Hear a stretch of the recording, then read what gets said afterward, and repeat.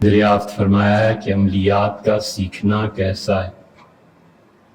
اور دیوبند کے کابرین یا ان کے شاگردوں میں کوئی عامل کامل ہوا ہے؟ اتر پردیش سے شعیب صاحب کا سوال ہے۔ دیکھیے،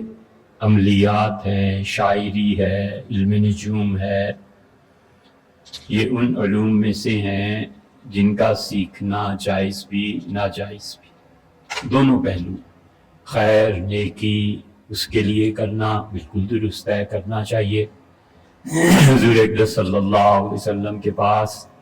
مدینہ منورہ میں ام المومنین ام سلمہ رضی اللہ عنہا نے ایک صاحب کی خبر دی تھی اور عرض کیا تھا کہ اللہ کے رسول وہ یہاں آئے ہیں اور چیونٹیاں جو کاٹتی ہیں اس کا دم کوئی سکھاتے ہیں، اگر وہ پھونک لیا جائے، پڑھ لیا جائے تو چیونٹیاں کاٹتی نہیں ہیں۔ تو حضور صلی اللہ علیہ وسلم تم سیکھ لو اس کو، اور اصول کی بات یہ ارشاد فرمائی کہ تم میں سے جس انسان کو انسانوں کے فائدے کی کوئی چیز نظر آتی ہو فَلْيَعْلَمْ أَخَاهُ، اسے چاہیے کہ اپنے کسی اور بھائی کو بھی اس کی تعلیم دے، یعنی نفع اس کا عام ہو جائے،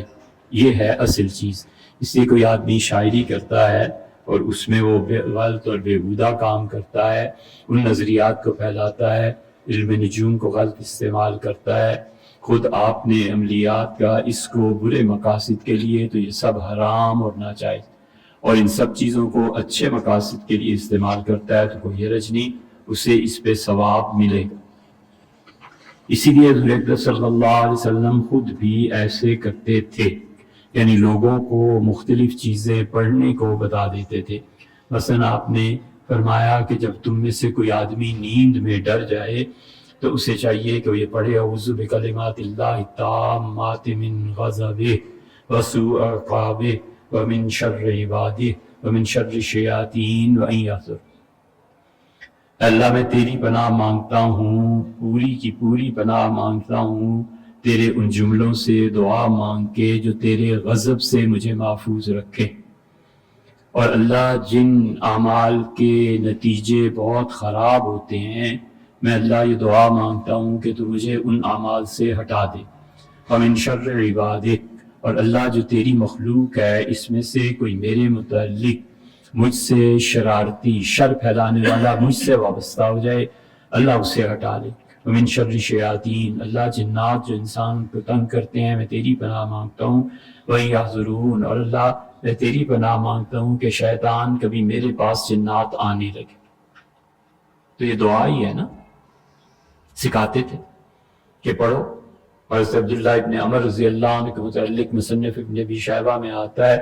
کہ اپنے چھوٹے بچوں کو یاد کرا دیتے تھے تاکہ یہ نیند میں نہ ڈریں، اور جو نہیں بچے یاد کرنے کے ہوتے تھے، بہت ہی چھوٹے ہوتے تھے، تو ان کے گلے میں لکھ کر لٹکا دیتے تھے۔ یہ تعویذ کی اصل ہے، بس اتنی سی بات ہے، صحابہ رضی اللہ عنہ کے زمانے سے اب تک چلا آتا ہے، اس کا خیر خیر ہے، شر شر۔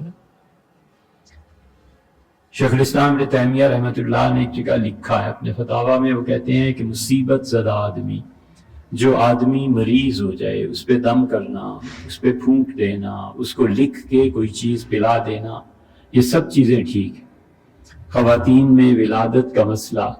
اس وقت تو ظاہر ہے کہ دیہات، گاؤں یا شہروں میں بھی کون سے ایسی جدید چیزیں ہوتی تھی، تو انہوں نے کہا حضرت عبداللہ ابن عباس رضی اللہ عنہما کہتے تھے کہ اگر وہ اس مرحلے میں آ جائے تو اسے کہو وہ یہ پڑھے لا الہ الا اللہ العلیم الکریم سبحان اللہ رب العرش العظیم الحمدللہ رب العالمین کأنہم یوم یرون ما یوعدون لم یلبسوا الا ساعتا من نہار بلاغ کأنہم یوم یرونہا لم یلبسوا الا عشیتا او ضحاہا۔ فرماتے تھے جب خواتین اس مرحلے میں آ جائیں تو انہیں چاہیے کہ کثرت سے یہ آیات پڑھیں تاکہ اللہ تعالیٰ اس مرحلے کو آسان فرمائے۔ اور پھر انہیں سیدنا علی رضی اللہ عنہ کا قول بھی یہ نقل کیا ہے کہ اگر خاتون کے لیے ڈاکٹرز کہیں کہ پرابلم ہے، کوئی ایسی چیز ہے، تو یہ جملے لکھ کے اس خاتون کے بازو پہ باندھ دینے چاہیے، اللہ اس دعا کو اس کے حق میں قبول فرما لے گا اور ولادت آسانی سے ہو جائے۔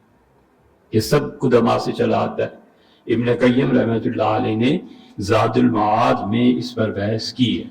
اور اسی طرح رہ گئی یہ چیزیں سیکھنی تو یہ کسی سے بھی سیکھی جا سکتی ہیں، حتیٰ کہ والعیاذ باللہ کوئی مشرک سکھاتا ہو تو بھی سیکھی جا سکتی ہیں، کیونکہ یہ دوائی ہے نا جی، ایک علاج ہے، اس سے زیادہ اس کی کوئی حیثیت نہیں ہے۔ کرے اللہ ثواب دے گا، نہ کرے تو کوئی عذاب تھوڑے۔ اب یہ کہ دیوبند کے اکابرین میں بہت سارے ہی کرتے تھے، کون ایسا تھا جو نہیں سب کرتے تھے۔ تھانوی رحمۃ اللہ کی پوری کتاب لکھی ہوئی، حضرت مدنی رحمۃ اللہ علیہ بھی تعویذات مرمت فرماتے، معاصد صاحب کو ہم نے خود دیکھا رحمہ اللہ تحریر فرماتے، وغیرہ وغیرہ، جس کا بھی نام لے سب لکھتے تھے، کرتے تھے، اور یہ اکابرین سے چلا آتا ہے، اس لیے کوئی اعتراض نہیں۔